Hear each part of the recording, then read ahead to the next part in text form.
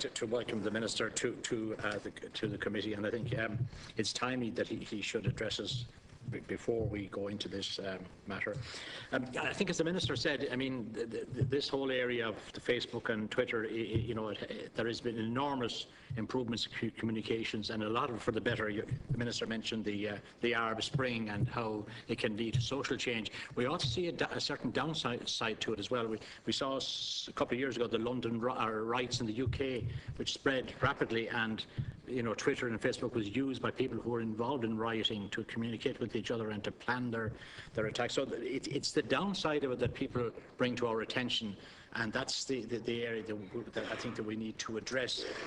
You did mention, Minister, the gap in the legislation, and I think that is something that's been identified. We had a barrister from your department in here a couple of weeks ago addressing us on this question of you know, the right to freedom of expression, which she told us also includes the right to anonymity. So that's an issue that we have to respect.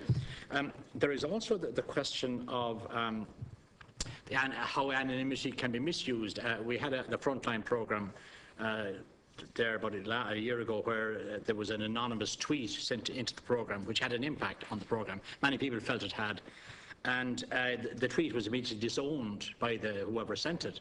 So you have this question of the misuse of anonymity, if you like, and the apparent inability to trace the source of the tweet. When we had RT here, they told us they couldn't trace. They didn't have the technological expertise or advice available to them to trace the tweet. So it would appear to me that probably is one of the gaps in the legislation.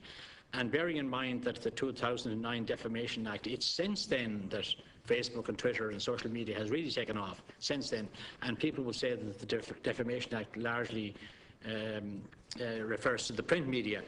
And it's that area. But I think the question I'm coming to, Cathaoirleach, is, you know, do you think that there is a need for some legislation in this area, particularly in relation to the traceability of the sources of tweets, which could be lead to bullying, harassment, or indeed worse? I think that there may be a gap in the law in respect of the different, the inclusion of telephone and SMS and identifiable abuse through that route, and the exclusion of internet technologies from the remit of that legislation.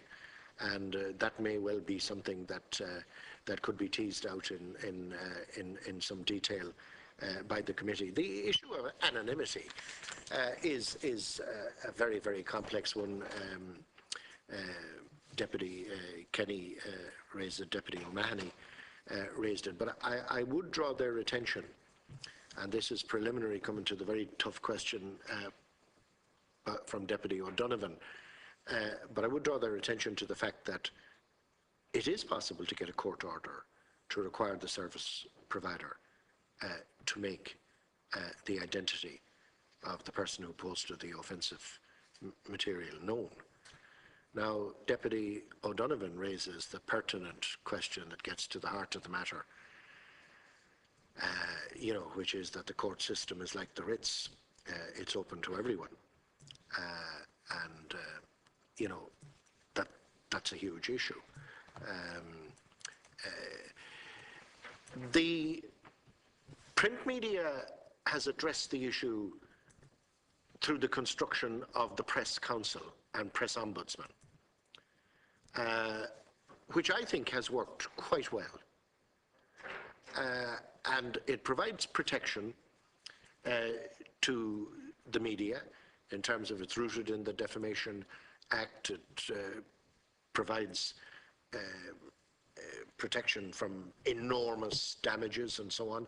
And to the complainant, and 90% of complainants want speedy apology or withdrawal, retraction, and so on, provides them with that route, rather than going through the court system, as Deputy O'Donovan has said.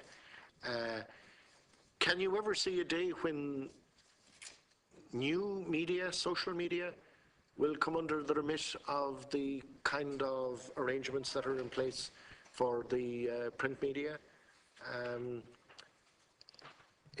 I think it's not beyond the bounds of possibility. I mean, I think there are areas of the most well-established and respected elements of new media, some of whom I believe have made application to the Press Council to be included, and so on. So it's an area that, again, could be looked at.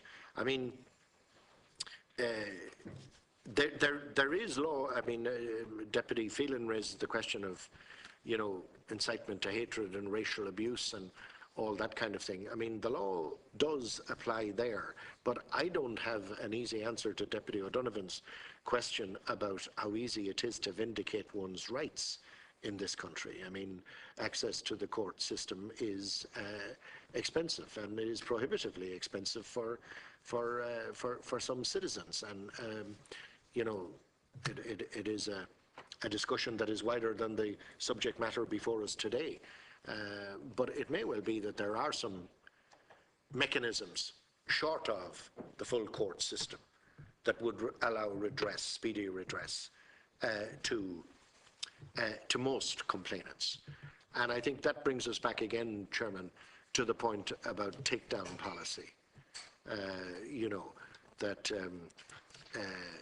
if there was a working protocol in place where the complainant knew precisely where to go, and that if the material was objectively offensive, hurtful, and so on and so forth, that there was a speedy takedown policy protocol established with the companies, I think that would meet a fair measure of the complaints.